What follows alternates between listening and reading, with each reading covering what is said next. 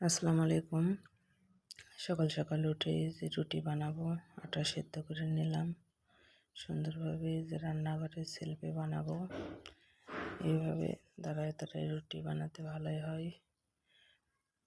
এটা এক বাসায় দেখেছি, মানে আমার পাশের ভাবি ইলাভাবে বানাই, সুন্দর হয় দেখি, পরে আমি ওইভাবে বানাই। এইভাবে বানাতে ভালোই হয়। আজকে অনেকগুলো রুটি একসাথে করে নেব ফ্রিজে রাখার জন্য। ওখান থেকে পরে বের করে করে খাওয়া যাবে, গরম করে আরও সুন্দর করে ভেজে।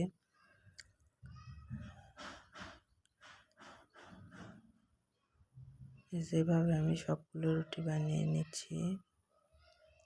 অনেকগুলো রুটি হয়ে গেছে, এই যে রুটি বানানো শেষ।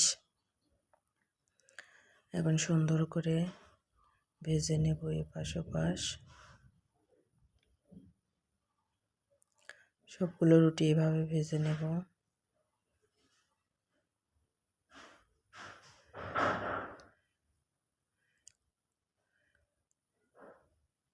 সবগুলো রুটি ভাজা শেষ, ঠান্ডা হওয়ার জন্য রাখছি। ঠান্ডা হয়ে গেছে, এইভাবে পলিথিন ব্যাগে মুড়িয়ে ফ্রিজে রাখবো।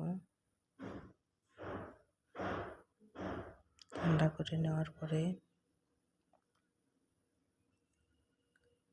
এগুলো অনেক দিন ধরে রেখে খাওয়া যায়, এভাবে রেখে দেব।